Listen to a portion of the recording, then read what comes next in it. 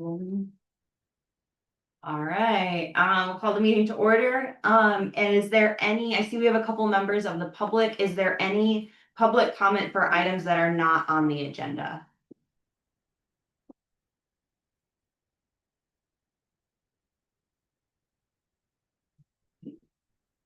Sounds like no. So we have a little bit of a different meeting setup today. We're meeting a couple minutes early to debrief the town plan select board hearing. Melinda, do you want to say anything about this? I will, when you're ready, I can talk to about the, the task at hand before the select board meeting. You might want to mention to folks online that if they're here for the other items in the agenda, we're gonna go over to the select Oh, board yes. and then we're gonna come back. So the meeting will be interrupted and then Yes. we'll be started again at Mhm. about 7:20, 7:30. Yes, yeah, that's a really good point. So if you're here for the Oak Hill Road Safety Study, we are going over to the select board for a brief intermission for the town plan, and we will resume probably around 7:30 for the Oak Hill study. So if that's what the members of the public are here for, that'll be then, if you want to pop off and come back or whatever it is. But yeah, we're meeting a little bit early we need to send the memo to the select board. Or basically, they already have it. They already have it. So, And it says that you met tonight. We So- need to all get everybody together. in a all room. of it was really clear to me, except the very last thing. I couldn't tell if it would, it wasn't like a red line version, the last two items. Could we look at it? I want to make sure I understand. Sure, so let me bring up this memo here, so these were the Can you list of make that changes. wider? Yes, I can definitely make it wider, and so the task at hand is really to take a look at these changes and Yes. decide whether with these revisions, the plan is still consistent with state statute. Mhm. And this is like whether we prioritize something or not. Mhm. And Yeah, so one really had to do with, adding a prioritization to an item, in chapter 1. Basically to prioritize seeking broad representation on town boards and committees. And then 2 and 3 really had to do with, eliminating duplication. So getting rid of the prioritization icon where it was basically repeated in the same action in a different chapter. yeah, I thought originally we did that purposefully, right? That was on purpose that we wanted to have it at two different places. Well, they are Yeah. listed in 2 different places, but the issue was having a prioritization icon. More too many. Yeah, Okay. so that was the issue really, and then, basically 6F. Adding a reference to the Chittenden County Yeah. draft housing targets. Wow, all right. We were going through the changes Melinda was walking through the changes that were in the memo and effectively oh yeah. And so effectively 2 weeks ago, we didn't have a quorum. We've all seen this memo. It was sent to the select board and we all kind of had some time to look at it, and the consensus, but that we need to hold a vote for, I think it is my understanding is that we're saying these follow state statute and don't constitute a significant change to the town plan. Is that? right. And let's finish going. Yeah. through Okay, sorry, I got really derailed by that whole thing. I'm not quite sure where we were. them. Well, Okay. the softening language and Yeah. the services to the unhoused just said support provision rather than provide. And then, removing the reference to penny on the rate in 10.4 and just leaving it, generic. Which to me was kind of meaningless because it said, for example, such as, so it's Mhm. like, okay, we'll remove the example, but It still says fixed. it says yeah. the same thing. Mhm. Yeah. And then, deleting this second paragraph in 10.5. And then clarifying, I mean, so basically. There was a question This about was my whether this would question. apply, yeah, Yeah. go ahead. Clarify design standards, so what changed in 16.5 So, point? so actually nothing, because it was already there, Okay, for new because it development. says new development, Yeah, yes. so it's already there, I think. So this was just repeating it to show that it did Yes, specify new development, Right. okay? and then prioritizing an action in chapter 13. So it's just adding the star, Yeah. okay.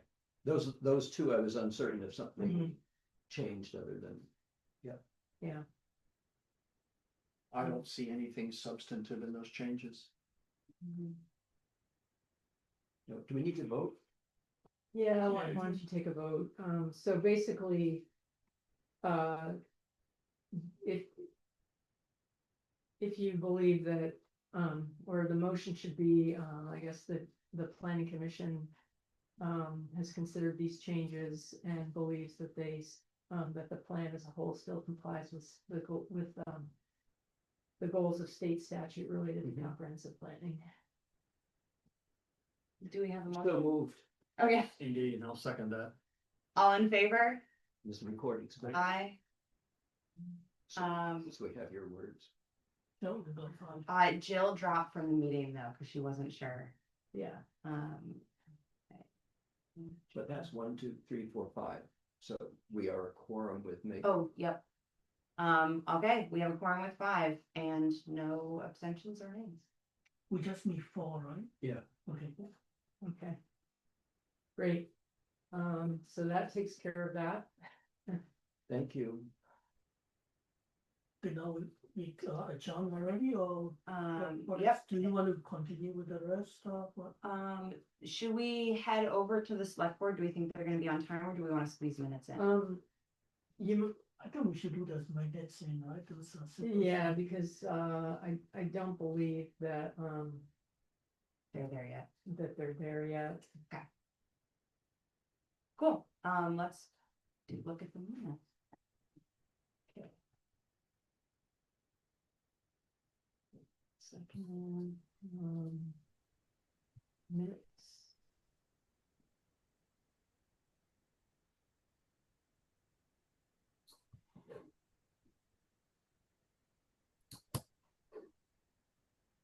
These were a while ago.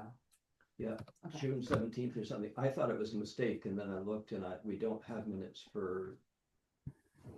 Because the particular time we were Yeah. there the whole time, right? So there's no planning commission meeting. Mhm. And there was one week that we decided to cancel also, Yeah. right? 4th July week. Yes, Yeah, so this was actually your last meeting,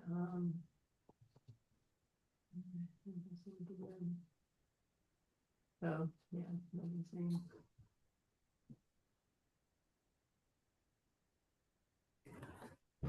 Yeah, also a bunch of us had gone to we had done that combined thing with the select board in July. I didn't And have had- any edits here. Did anyone have any changes they'd like to see that haven't? I read them, but I wasn't here, so I can't really. could you scroll up again to where?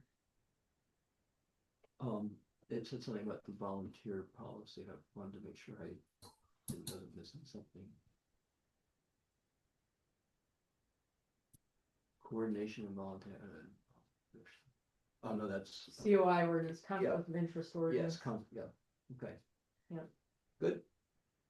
I'll move we adopt them as amended. Do we have a second? Mickey, all in favor? Aye. Aye. I Any abstentions? I should probably abstain because I was in Abstain. the meeting, yeah. Great. And no nays. So that's 4. Can we approve with? Yeah. 4, okay. Mhm. The meeting.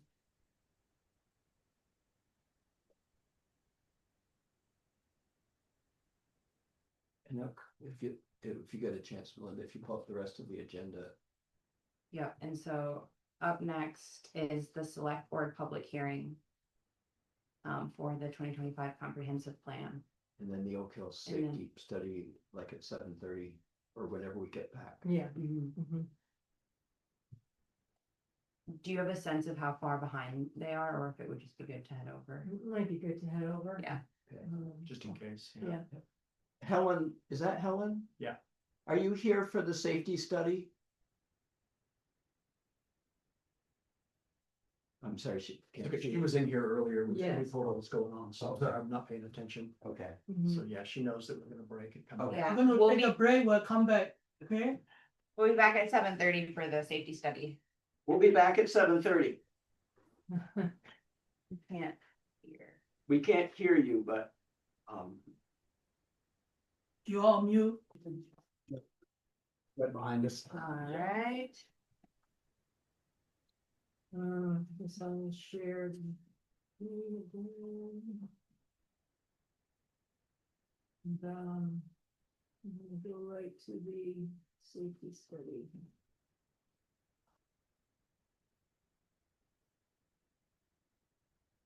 So, able. Yeah. Or Taven's coming too, but grab a seat wherever you prefer.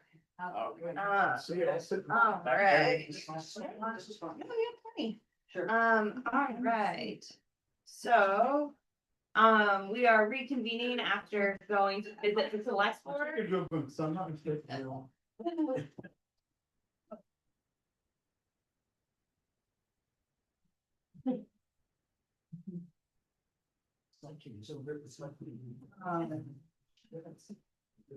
There's a lot of chat going on. All right. So yeah, we are reconvening after coming back from the select board where the 2025 plan was adopted, which is very exciting. And, yeah, great job, everyone. do we need to text me again? I sent a reply all Perfect. to the update. Okay. Do we need to hold till she gets? No, I guess we don't have anything to vote on. But the next item on the agenda is the Oak Hill Road safety study. I'm not sure, Melinda or Emily. You are present. Yeah, let me just give me a second here. Yeah. And Megan is here Are we recording? and we are recording. And I checked in Megan mostly because she lives on Oak Hill Road. Mhm. And it's mentioned in the minute, There, or in the I was report. texting her. Okay. Yeah. So, quite a while ago, the town, requested some assistance from the Chittenden County Regional Planning Commission to conduct a road safety audit, along Oak Hill Road. And this was actually one of the actions that was called for in the previous town plan. And it's been, concern of, many residents, especially those that, either travel along Oak Hill Road by bicycle or walking, or people who live along Oak Hill Road. And it's classified, as a class 2 town highway. Functionally, it serves as a major collector. So as part of the study, speed and traffic volume data were collected at 2 locations along the study corridor. There you can see at location A, which is just north of the intersection with Route I-89, and at location B, which is further south along Oak Hill Road. To be clear, it's an overpass of I-89, not an intersection of I-89. Right, yeah, correct. So, yeah, so we had a project team meeting in the fall of 2024 to discuss the scope of the study and safety concerns, and members of CCRPC staff were at the meeting. Public works staff were also at the meeting. Megan, planning commission member, attended the meeting. And the police chief, and also a member of the energy committee attended that meeting. And so there were some issues discussed, including, motorists driving above the posted speed limit, unsafe conditions, particularly at the intersection of Old Creamery Road and Oak Hill Road, due to the intersection alignment. And that, you know, just how it's dangerous for bicyclists, particularly between Williston Road and South Road. That there's an unsafe intersection, for southbound bicyclists turning left on the South Road. There's generally unsafe travel conditions for cyclists along the narrow shoulders of Oak Hill Road. Especially at that location between Wilson Road and South Road. And then, that the Public Works Department's practice is to install a minimum of 11-foot travel lanes on town highways. So, some field observations were made.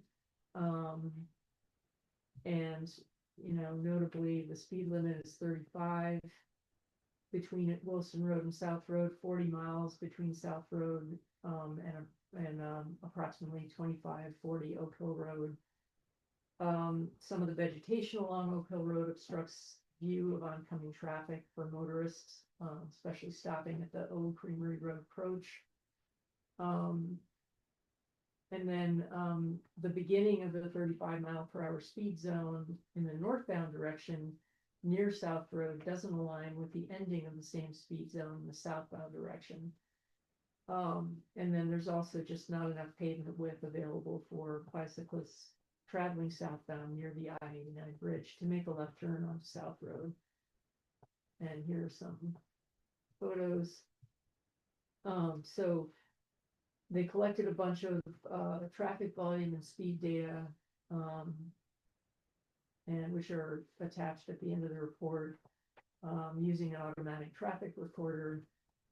And so the data, you know, basically tells you that most vehicles are traveling above the speed limit in both directions. At location A and at location B, the speeds are even higher. And it just shows you the average traffic volumes, over 5,000 at location A and over 3,000 at location B.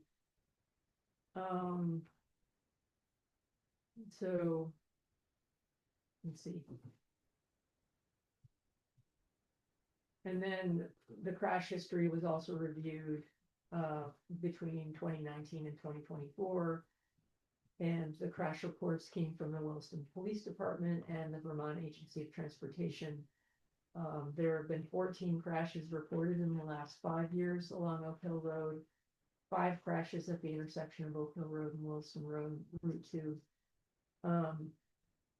3 crashes happened during snowy and icy conditions, and the operators were driving too fast for the conditions. And then the rest of the reported crashes were due to drivers' inattention, and failure to keep in the proper lane. The majority of crashes were single vehicle crashes. In the last 5 years, there have been no crashes reported involving either pedestrians or bicyclists. So there wasn't any pedestrian and bicyclist traffic data collected for the study area, but Strava Metro data was reviewed. And then, you know, anecdotally, town staff mentioned that most bike users travel along Oak Hill Road from the village area and make a left turn onto South Road for biking. Yeah, so basically the Strava Metro data show that the average daily non-motorized trips in July were 13 trips on Oak Hill Road between Williston Road and South Road. And an average of 7 trips were logged south of the South Road intersection. So based on all this data, the following safety concerns were identified. Motorists are traveling at speeds higher than the posted speed limit at times.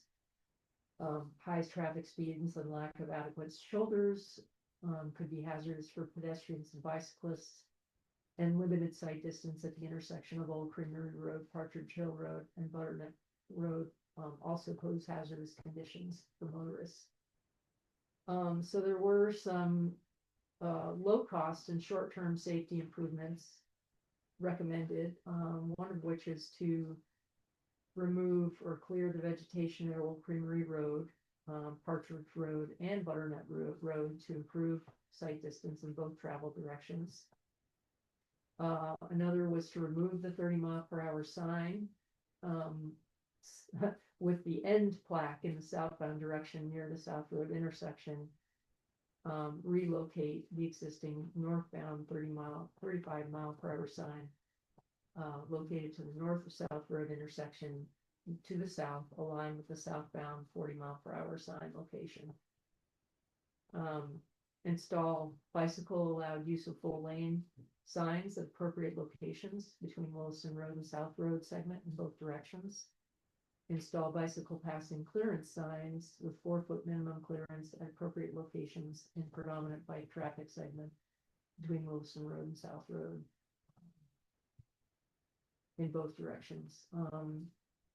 Install bicycle warning signs at the South Road intersection in both northbound and southbound directions. And then install an intersection ahead warning sign supplemented with the street name Old Creamery Road in both the northbound and southbound approaches, approximately 350 feet from that intersection. And then just collaborate with law enforcement to conduct recurring safety and speed limit enforcement, public outreach activities, including safety campaigns, and install the portable speed radar feedback signs at appropriate locations. It could be moved around 2 or 3 locations within study corridor. Install pavement marking, slow in the travel lane in both directions between the intersection of Williston Road and South Road. And then there's some medium and long-term safety improvements that were recommended, including evaluating and considering installation of wider shoulders to provide additional space for bicyclists and minimum passing clearance for motorists without significantly encroaching on the opposite travel lane.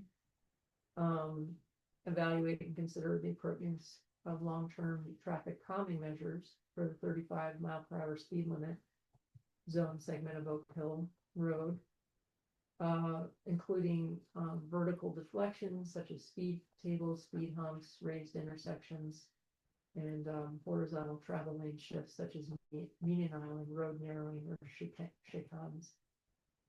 And then just after implementing any of these recommended short-term safety improvements, monitor the traffic conditions and driver behavior within the corridor, and then adjust as needed, basically.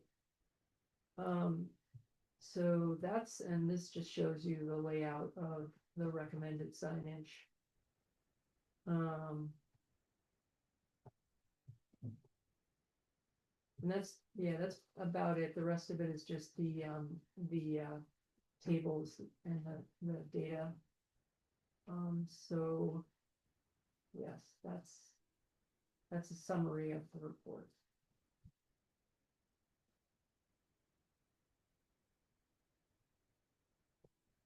Does the planning commission have something we're supposed to do with this, or are we just supposed to discuss it, or is there any feedback we're supposed to provide, or is it just informational?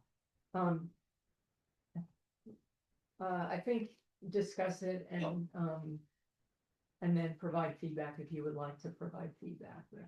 And if any members of the public want to provide feedback as well or have questions about it. Sweet. Well, let's open up the floor. Megan, you've got your hand up, and so let's start with you. Thank you so much. As you might imagine, this is a topic dear to my heart. I live very close to, I live off Oak Hill Road, and very close to the location A. And I ride my bike on that road all the time. So, so it's something I've experienced a lot of and have felt extremely endangered over the 18 years I've lived in this house. So, you know, I wrote, I have been very attentive to our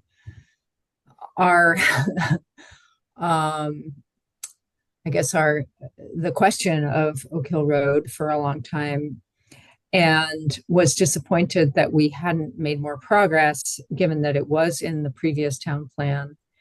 So I was really excited to see that this audit was happening. A couple clarifications. One is that the traffic study that was done, the data are actually from 2023. So I just want to kind of flag that. I don't think it necessarily matters. It was collected, I think, in June and May or something like that. I remember that those little tape things were out there on the road. And I, you know, obviously on a personal level, literally checking my mail is taking my life in my hands. And I, you know, and I have always had the sense that people are leaving the four-way stop going south, really gunning the engines, right? And in fact, about 8 or 9 years ago, I petitioned the select board to lower the speed limit on that section of Oak Hill Road. Used to be 40 miles an hour, both directions. It was lowered to 35. And yet the average, as you can see, the median speeds are still very high. It's very narrow, as you know, any of you who've traveled it know well. The other thing I think is worth mentioning is, and I have some more detailed comments I'm happy to go into about like signage and things like that, but I which I won't do right now because I want other people to have a chance to talk.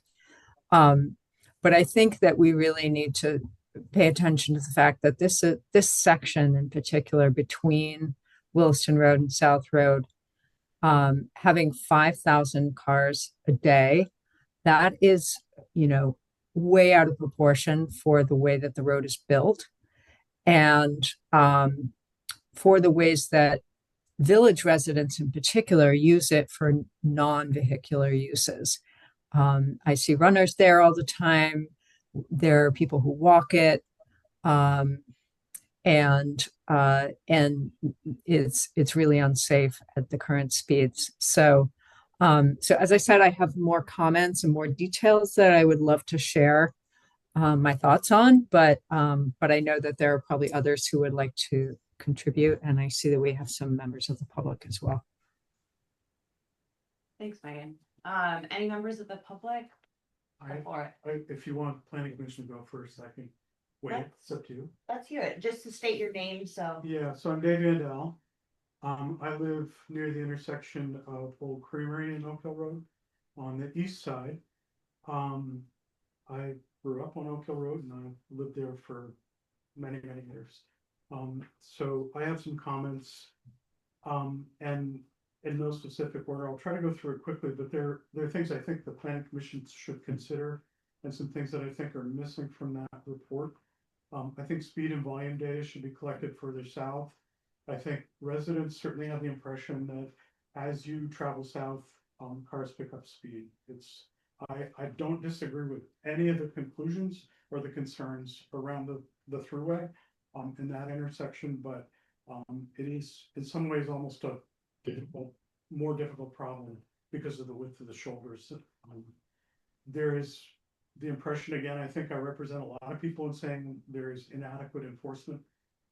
We almost never see cops enforcing speed. I think in defense of the WPD, there aren't very many places to stop or pull off or turn around. They may actually consider that it's dangerous to do enforcement, but I think every single resident would be very happy to have their driveway used for that purpose. I think there are a number of existing hazards that do not have any signage. I've listed some here, but I also want to call out just accident history. I realize it's hard to analyze that and some historical things. And there's a triple fatality on the corner that I live on many years ago. It's probably not relevant because when 15-year-olds take their father's Lamborghini for a ride, that's what's going to happen. It doesn't have anything to do with the road. But I want to just call out a couple others. There was a motor vehicle bicycle accident on that near Old Premier intersection.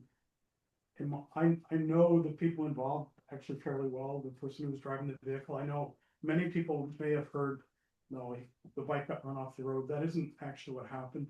The vehicle was pulling a large trailer, very heavy camper, coming down the hill. And as he pulled out to pass up near Sunset Hill Road, the bicyclist almost certainly did not realize there's a very long vehicle trying to pass him. But as he started to pass, the bicycle accelerated. If you've ever ridden your bike on that road, it's a very steep hill. You go from about 15 or 18 miles an hour to about 40 very, very quickly. It was really unfortunate, but I think he had to go around him and somebody started pulling out of Old Creamery to head south at the same time that he was heading down the hill. Pretty much your worst possible nightmare. But this is somebody who's driven a truck commercially. It was not negligence. The shoulder is terribly bad there. It's all cracked and there's absolutely no way to crash. So any bicyclist is going to take the full lane. And if you don't know that there's a 35-foot or 40-foot vehicle coming behind you, there isn't much you could do. So, but that was a life-changing, life-altering accident. There also have been 2 rollovers that ended up on my property. These are roughly in the last 10 years. One was actually a high-speed pursuit.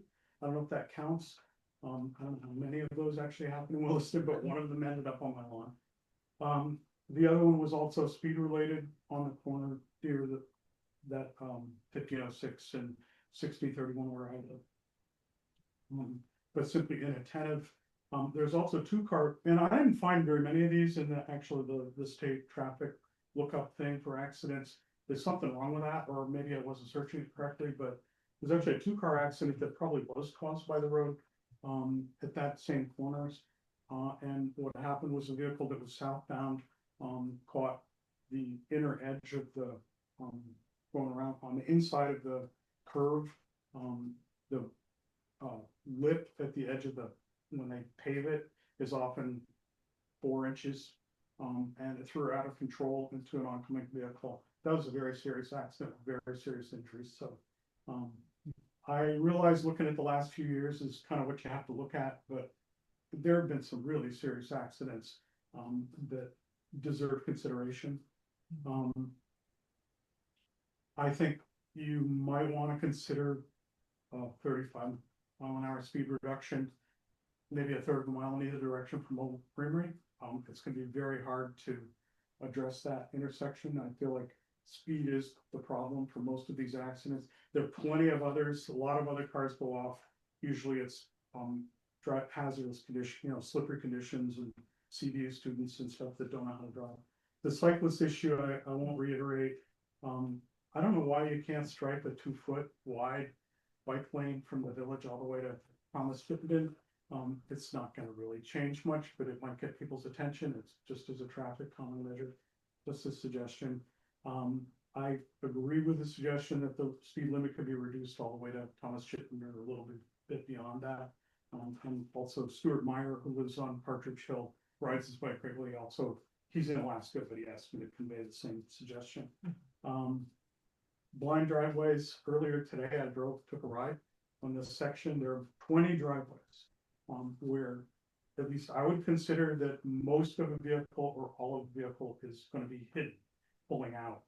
To me, that's a hazard. It deserves a sign or something. Maybe there's an engineering standard for what constitutes a hidden drive. But if you can't see a car pulling out, it's a problem. Most of that could be solved with clearing vegetation. But again, I'm not sure that the batwing mower thing, I think that actually encourages denser vegetation 6 or 8 feet back from the road. they do get the stuff close, but it tends to grow back and be very, very dense. So it's gonna, if you follow what I'm saying, when they are mowing the upper parts of those, trees. I also, the rural mail deliveries on my list, Megan, thank you for mentioning it. Most of it, we think about pedestrians, we don't think about most of the people on that road are crossing the road every single day to get their mail. Or many of us are. There is also a heavy use of that road as you go south by ag equipment. There are a lot of people who have tractors out there who are driving to jobs elsewhere, doing brush hogging or something. It's a daily occurrence that, in those curves by my house, there's just an accident waiting to happen. It's hard to get around ag equipment. Cars tend to queue up behind them, which makes it even harder to pass. They're all in a hurry. I think the pedestrian crossing where the town, crosses ought to be called out somehow. Maybe it could be striped. There is a town trail that crosses there with a pedestrian crossing and a near a dangerous intersection. There's also a Vast trail crossing there. Vast is very diligent about signage for the snowmobilers, knowing that they're crossing a dangerous road. There is no sign to indicate either pedestrians or snowmobiles crossing. The Lake Iroquois traffic, not to get down into the weeds, but honestly, if you're riding a bike, you know what I'm talking about. Everybody's pulling a trailer. They do it a couple of times a year. They have no idea how wide that trailer is behind them.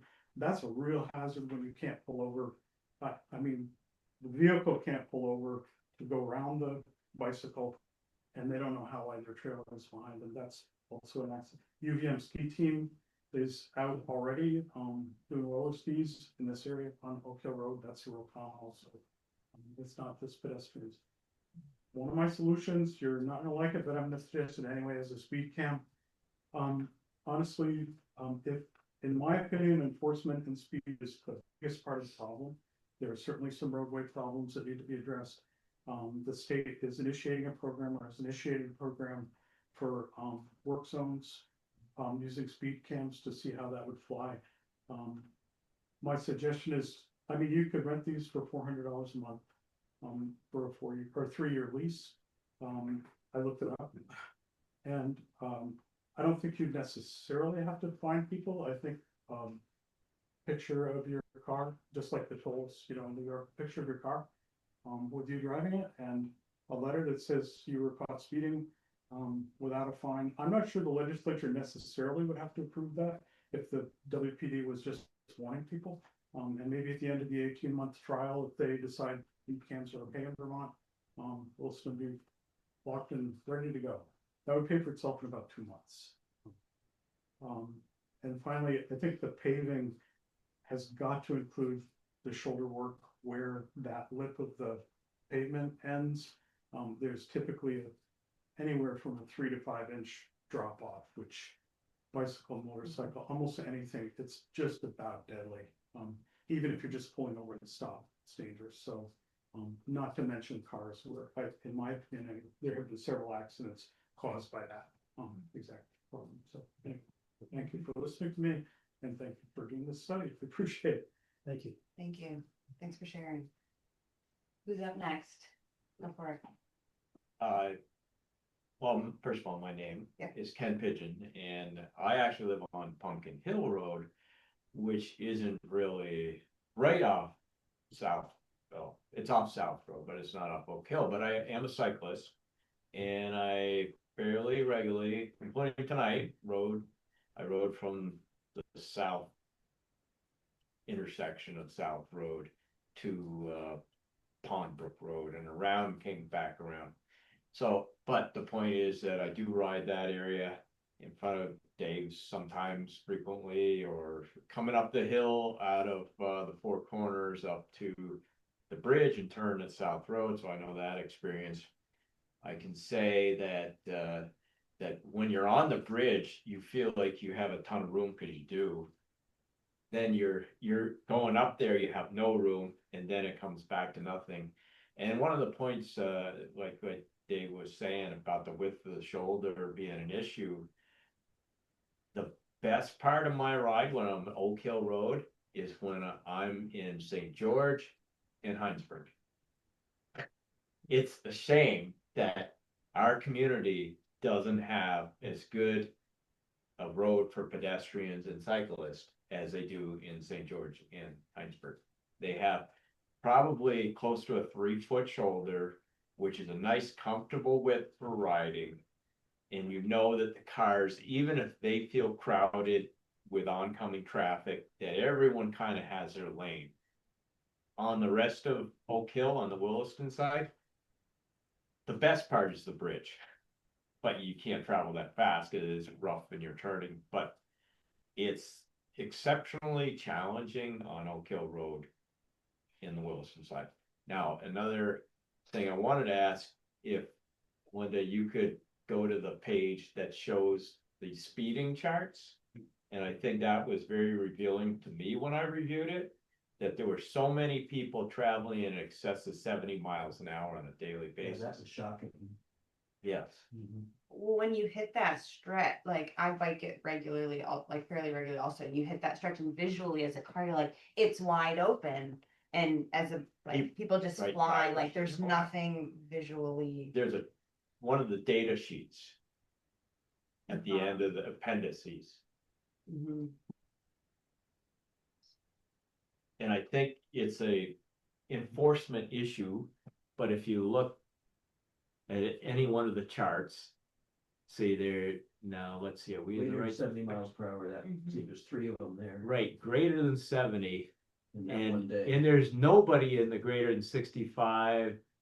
You know, there's 60 to 70, 65, 70, 60 to 65, 55. There's zeros there. Now there's 3, and if you go to each page, there's like 2 or 3 every single day. My thinking is that it's probably the same people. And that should be a good enforcement target right there. Say there's 2 there, there's, you know, you keep going to those pages, you see 2 or 3 every single day. 2 there, 3 there, 3 there. And very few in the lower tiers until you get down. I mean, 50 miles an hour should be something that is subject to a violation. That caught my eye, and because the zeros and the one below it, I was wondering if it was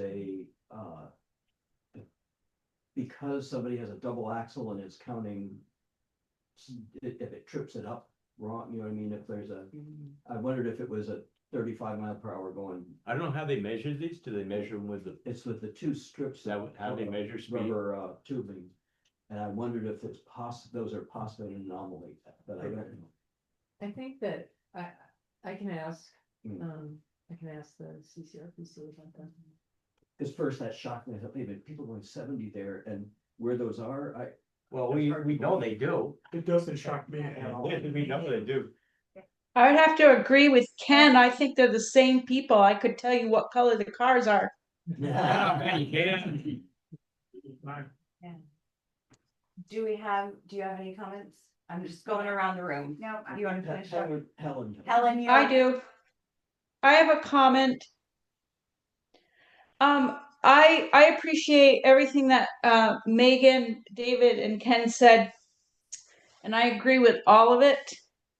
I live on the straight stretch south of Butternut, on that straight stretch, which is a little over a mile all the way to Willowbrook Road. And I can hear people gunning their cars once they get around the corner on Willowbrook, and also coming down the hill from Butternut. And my question, I had a couple questions, but a couple thoughts too, in terms of signage. I've been looking up, just doing a little bit of quiet research and about signage and how more and more people, it just seems like we're ignoring more and more signage, especially if it's overkill with signs on roads and stuff like that. But my question is, why did Williston stop the study at Butternut and not continue it all the way to the border of St. George? Because that straightaway that I'm talking about, everybody seriously increases their speed. You think 70 miles an hour is fast? we've clocked people at 95 miles an hour. And Yeah. we've seen people racing each other on that straightaway. I've seen so much road rage on this flat, that this straightaway, that will shock you. Yeah. So I question why Williston stopped the study on butternut. I think that was chiefly a budgetary reason for that, just because the scope was, you know, it was gonna be kind of almost like too large for a single study, given what our budget was, but it doesn't mean that we certainly couldn't do a phase two from where it left off to the end of, to the town line. We can certainly do that. I would appreciate that. And I would just like to piggyback on what Helen said, because we pull off of South Road onto Oak Hill Road, and you have to really just be patient and wait, because if there's any traffic going on Oak Hill Road, you don't know if they're gonna be passing each other, because they're all going so fast. So you just sit there as long, even if I'm making a right-hand turn, which shouldn't matter about people coming south, I don't know if they're gonna like horse around and start passing each other, like, because you see it, we get past, you could be going 45, 50 on in a blizzard. And people are passing you. We've had people passing when you're trying to turn into South Road. Yep. Yeah. I now, when I'm heading south from Butternut, and I know I have to take a left-hand turn into my home, I'm very cautious and conscious of the people behind me.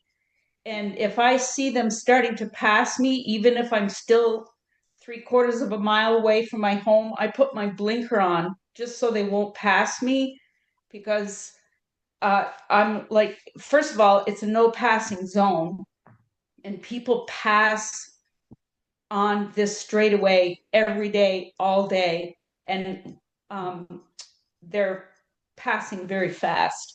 So even like Sherry was saying, trying to get out on the road, you have to be aware, is a car going to be passing somebody when I'm trying to get out onto the road from my driveway? And that's a concern which I shouldn't have to worry about.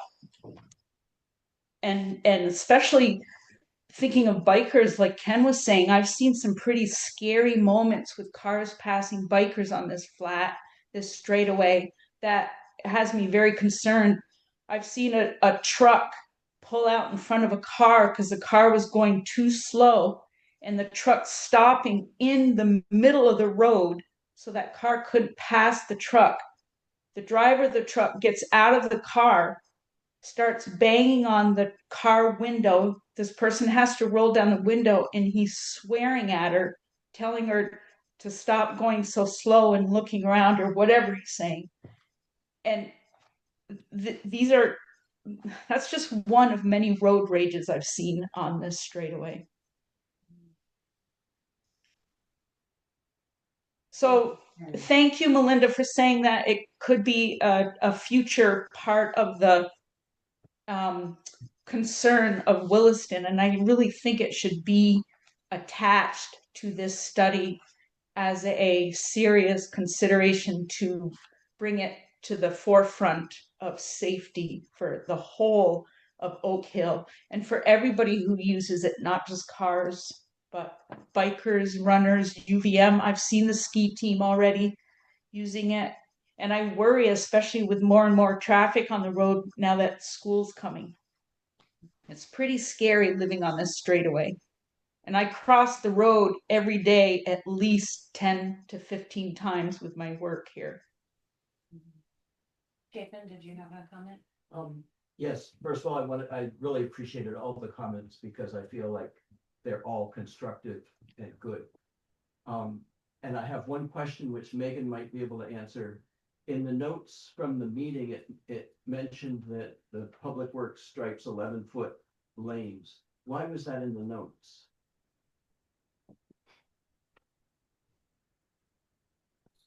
Do you know? I think, I'm sorry, Melinda might be better answering it. I was distracted by a Zoom thing. What was the question? In the notes from the meeting to go over, of the committee to go over this, Mhm. including Megan, Mhm. and Public Works, it was noted that Public Works stripes 11-foot lanes. Mhm. Why was that note in there?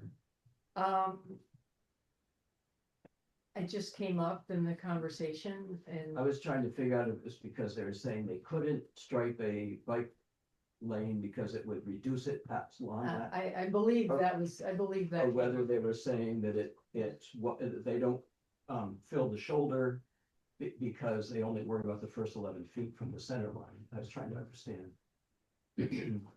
Yeah, I believe it's just, they have a policy of striking 11-foot lanes and. Well, and that's the right lane width, I believe, but I don't think that's a problem. When you cross into Heinsberg or St. It's no, when you cross the town line though, going south, you can tell because the lane comes in about. And so I don't know if we're wide or the town south is narrow. I think it varies. I think the Oak Hill Road itself is different widths, of course. You know, it's long, it's twisty over where Dave lives. There's that crazy chicane and then Oak Creamery and the big hill and all that stuff. And so, you know, and I think the lane width, correct me if I'm wrong, Melinda, is determined in part by the speed limit, or the average travel, the reality of how fast people are traveling. You know, if there was any capacity to stripe, say, 10-foot lanes, at least in areas that were 35 miles per hour or potentially lower, that's currently the lowest speed there is. You know, I think that could be something that we could look into. Honestly, you know, some of those pinch points are the most dangerous, and having more space and then less space and then more space again for a cyclist isn't all that helpful, because it means that drivers, and I'm a driver too, are get kind of complacent. But the concern, one of my big picture concerns about Oak Hill Road, well, I have many, but is that it is so varied. It's varied in, width, in curves, and it's got several pitches and hills. It's got driveways, as Dave pointed out. And it's a multi-use road, that people, if you think about the recreational possibilities, particularly off South Road, you've got Mud Pond, you've got, quieter roads out to the southeast. So there's heavy recreational use, particularly in that first section that this study was especially focused on, the part near the overpass. So I think those are all issues. I really welcome the possibility of doing a broader study, of having the larger, like the whole thing reviewed, because other sections, as Helen has pointed out, have other different kinds of serious issues. And in the big picture, again, I think there's two really important things to keep in mind. One is that Oak Hill Road is could potentially be just such a gem for Williston, especially when we are very constrained by the highway. So getting from the population centers of the Village and Taft Corners into the more southern, more rural, working landscape areas of town, which are really important for recreation, but also for other things, that is very constrained basically by bridges over over 89, or in one case under it. But no sensible person would really be riding on 2A.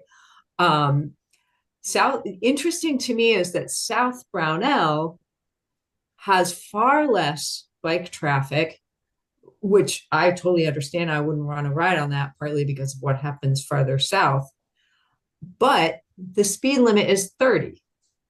Exact same configuration, the overpass, all those things, much less residential density near it. And yet South Brownell speed limit is 30 and Oak Hill Road is 35. So the other big picture thing I think we really need to address, and I say this as a former, as a person who had 2 kids go to CVU and drive their cars, that the student population, we really need to work with folks, folks perhaps at the school, perhaps with Williston and Heinsberg PD, to make that road safer. A high school student was killed on Oak Hill Road. I don't know if that was about 8 or 10 years ago. And he was driving, not cycling. It's because of the varied terrain and the curves and driveways and all of the challenges that it has. Plus you put, however many it is, I don't know, 200 Williston residents going to CVU every day, many of them 16, 17 years old with not a lot of experience.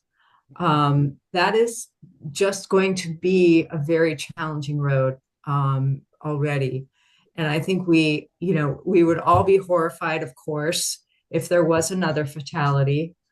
And so I'm always thinking about the ways that Oak Hill Road could be so fabulous. It could be such a gem for our town. And at the same time, it has so many challenges, and the way it's used is out of proportion for the way it was built. So I'll stop there. I know there are other comments. Yeah, I want to make sure that Steve or Mickey, if you have any comments that we are able to have everyone's thoughts addressed, Jabin. And I wasn't finished that. I wanted to know that, answer that question for the next thing I wanted to say, which is we've now heard from 2 people, because you're passing on the comment from Laura's husband on Partridge Hill. That the idea of striping a 2-foot bike lane going up as far as the Partridge Hill or the Governor Chittenden Health Center, because coming downhill there is a place that a bicycle can mostly take the lane. You can go 30, 35 going down that hill, whereas going up is where you can't, and that would certainly set a precedent in the mind of the drivers that, oh, there's this bike thing, and even if the lane then isn't striped after that point, it has set a precedent. It's like the sign that says give 4 feet to bicycles. Along that, did you So, finish your thought? I just wanted to say, I wanted to second that addition to the report, and that I think we should do, and some of the other things that you said too, Dave. It's David Landau, right? Yeah, Dave, yeah. Yeah, Dave. Yeah, I- my if you could comments are here. them, So, Yeah, I please. can make copies. Yeah. Can I scan it? You can have. Okay, great. So, I have what one. I'm gonna say is, I think that we should support doing all of the short-term cheap things that are listed, period. Plus some of what's been added that is also short-term and inexpensive. But I don't want to lose sight of the long-term plan, which I think is where Megan's going with the safety of the road. And to me, the long-term does not say we want to make this road better for cars with a shoulder for bicycles. I think we need to decide how bicycles are going to get from Williston to Heinsberg. And if we're going to say the way you go safely is that we're going to build a rec path, that's even better. But if we say we're going to designate South Road as the way to get from the interstate to that far down, close to St. George, then we have to apply to South Road what we need to do. And in particular, I feel that this study should include South Road as far as East Hill Road. That first mile or mile and a third, whatever it is, till the east. A lot of traffic takes South Road and goes on East Hill. From that point south, South Road, generally cars, I understand if a bicycle has taken if there's two people riding side by side and they've taken the lane, it's There's generally. very few out of towners, right? That's right, Yeah. and there's fewer That's people. the truth of it, right? And there's fewer people in a desperate rush to get somewhere, Yeah. and so I feel like we need to decide as a town, is South Road the way you go from the village to Heinsberg? And if so, we need to address safety on South Road for bicycles. Unless we're gonna have a rec path, making Oak Hill Road with its curves and hills and straightaways and I wouldn't be surprised at 70 miles an hour near you, Helen. I was just surprised where it was being measured. Those things make it so it's gonna be very difficult to make it safe for cars and bikes, no matter what we do. Yes, we should make the shoulders better. Yes, we should do all that, but it's, in the end, we need more than that. And I think saying that we're gonna at least make it safe for cars and have an alternative for bicycles is probably our long-term strategy, and we should probably be explicit about that. Yeah, and in line with something you had said kind of at the beginning in terms of doing the cheap things, my comment on the specific like sign layout, I might want to see that 4-foot min clearance to pass sign that's on the west side moved after the bridge, because it feels like it just gets lost here by the intersection with the houses. Like there's so much else going on that you're like, oh, I'm gonna turn, and it's like the number of times that I've gotten past where you're like, you give me 2 feet, like you just zoomed right by and gave me 2 feet. Like I would want it to maybe come after the bridge, so that way it's like, oh, you're on this big enticing wide road. Remember, it's actually the law that you need 4 feet to pass. Here's the sign. Like I don't know if I do a whole lot, but that's kind of what I would I think it might be a more visible place of like, you think you're gonna zoom right here, and you probably will, but like 4 feet to pass is the clearance.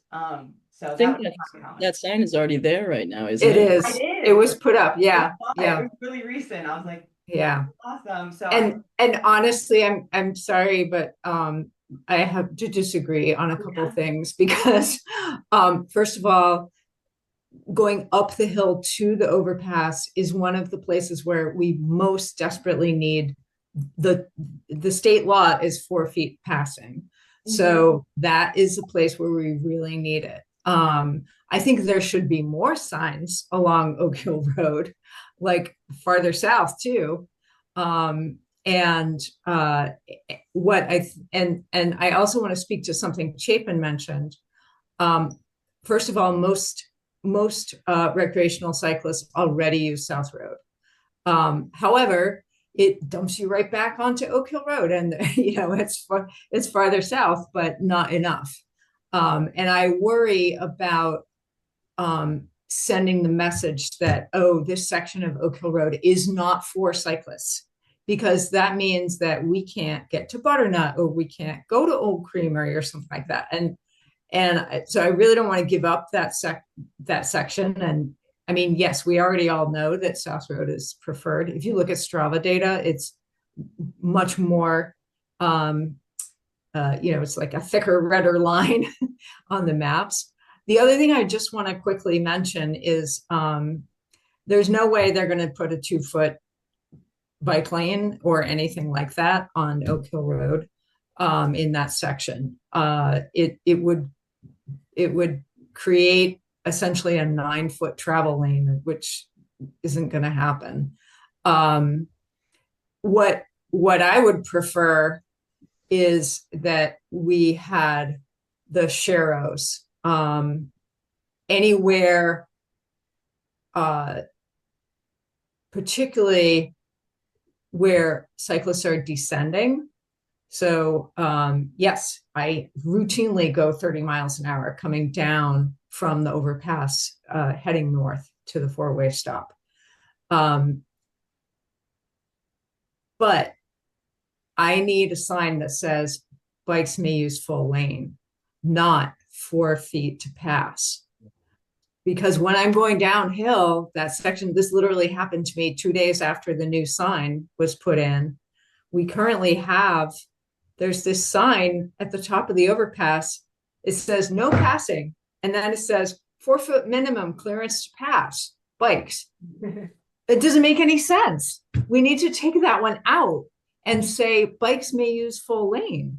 Because I was using the full lane going 30 2 days after that sign was put up, and an SUV went hauling past me and cut me off right before the four-way stop. So there's some very confusing stuff right now. And I think the way that the signs, in this section, and the way the signs are merging so far is more confusing.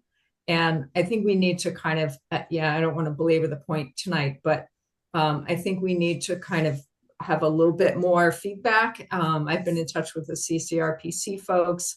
One thing to keep in mind is that the DPW folks are, at least in my communications, are very reluctant to put paint on the road. And I don't know why. It seems like a pretty low bar, but that's something maybe we need to address. Yeah. Last comment? Or- I had one. No, I just go for it. Everyone give your final thoughts. Helen, lead the way. Just real quick, I'd like to know if it is definitely on the agenda that the study is going to continue to the south border of Williston and St. George to make sure that the other part of Oak Hill is being studied in terms of traffic and pedestrian and bike safety. And then also, I'm wondering if the town of Williston talked to the Chittenden County Regional Planning and how they did continual studies on Skunk Hollow Road when they put the traffic islands and speed bumps in there to calm the traffic down. Because I got to tell you, when I'm on that road, I feel so much safer driving, and the people, it just viscerally feels safer than Oak Hill. And I called the Chittenden County Regional Planning and asked them to send me the information on their continual studies on that road. I think it'd be pertinent for Williston Planning Commission to ask for those studies as well. Good point. Yeah. Can I make two quick comments? First, I looked at this Strava data. I think it's way low for bike trips. What's that? Yeah. Yeah, I mean, isn't it a paid app? I mean, I think people who are serious about bikes probably are willing to pay $13 a month, but I think there's an awful lot of people who don't. And those numbers look very low. That's number one. Number two, I'm skeptical. I'm sorry about the signs. I think it's the same people, or a smaller number of people who don't read signs and don't care.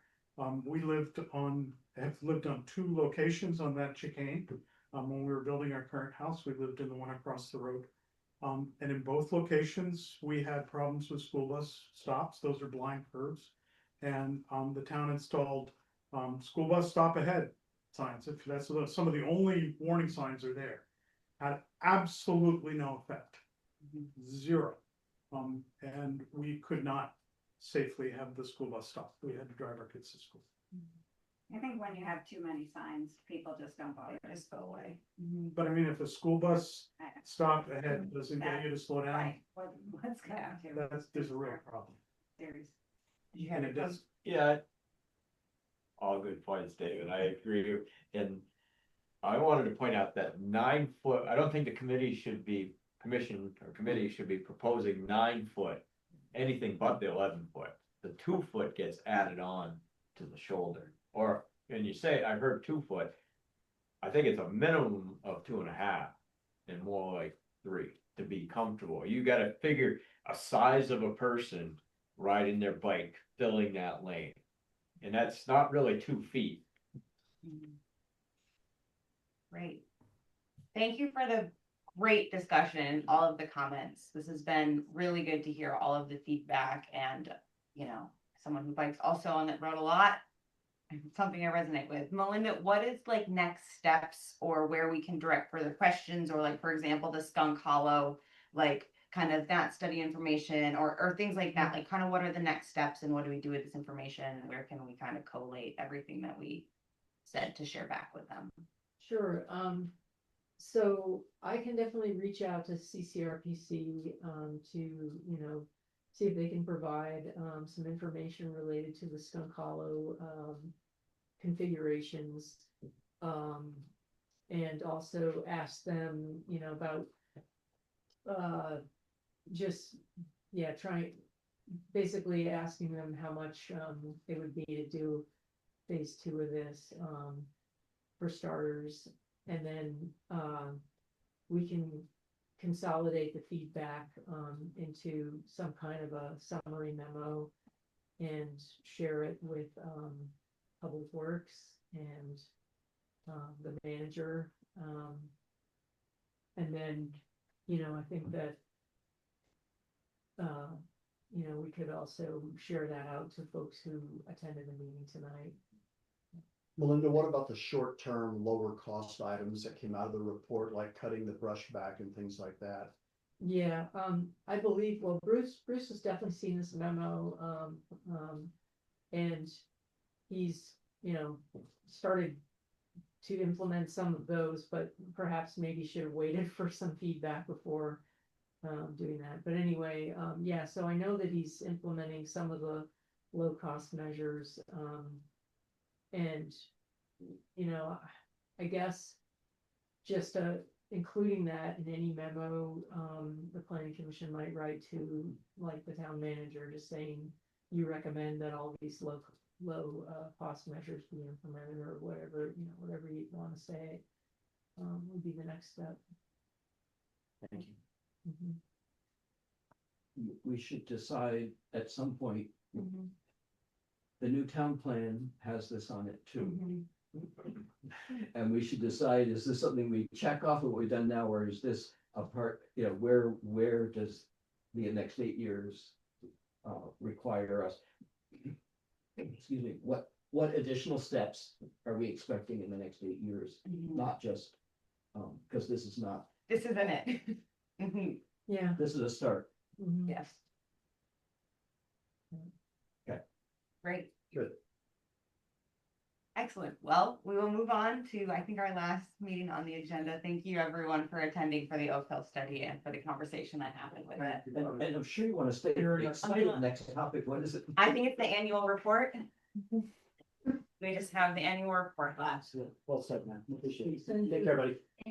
Yes, and decision about the September 2nd meeting. Take care, guys. Yes. There you go. Do we have a draft? Meeting? We don't, we can get them pulled together, but if there's a volunteer to help write the annual report.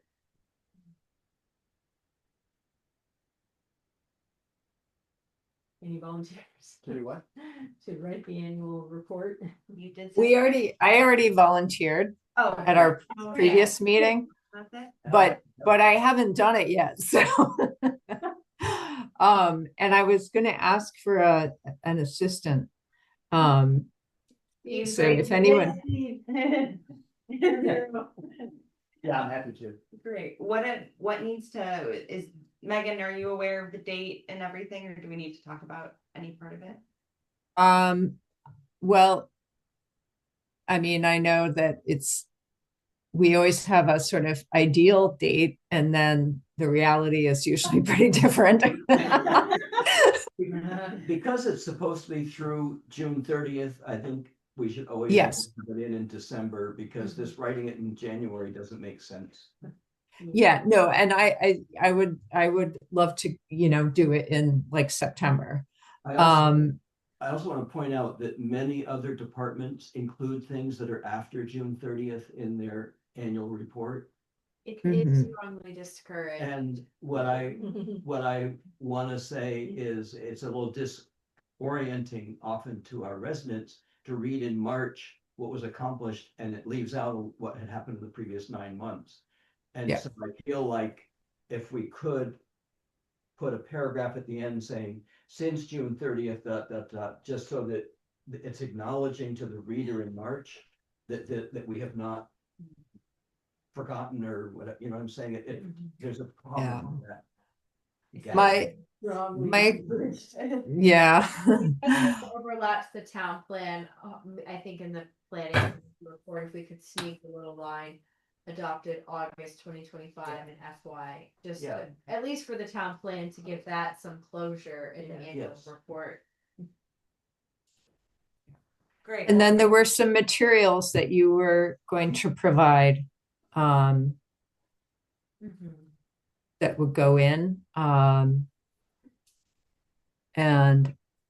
So if we could, if you could send those to me and Steve, that would be awesome.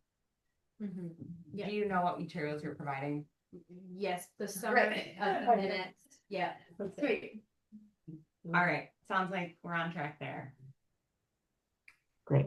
All right, so the last thing is, a discussion on our September 2 meeting. It looks like we're deciding whether to hold a regular meeting as planned or have a celebratory social instead.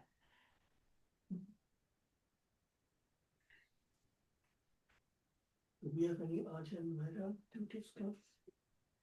Only to implement the entire town. plan. Right.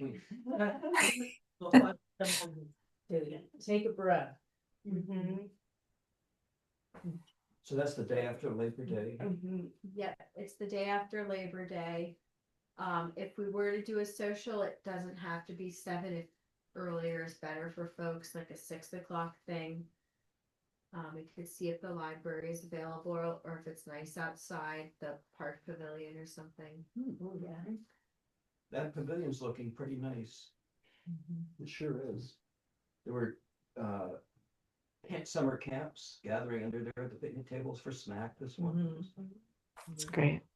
If we don't have any regular business that comes up as urgent, do we want to plan on meeting under the pavilion and doing like just bring something to share? Or is that what kind of we're in line for? Yeah, I think we could probably swing some money to get some pizzas. Yeah. Could be like pizza potluck kind of thing. We would invite the other boards and committees that have been involved in the town plan, and maybe spread it a bit widely so members of the public come too. Do we have to Sounds great. know that there's still, they said in the paper that there's kind of a reservation program being considered, but We can ask. Yeah, we can ask Todd and maybe they can put up signs because we're special. Which we issued them a permit to build it, so. Yeah.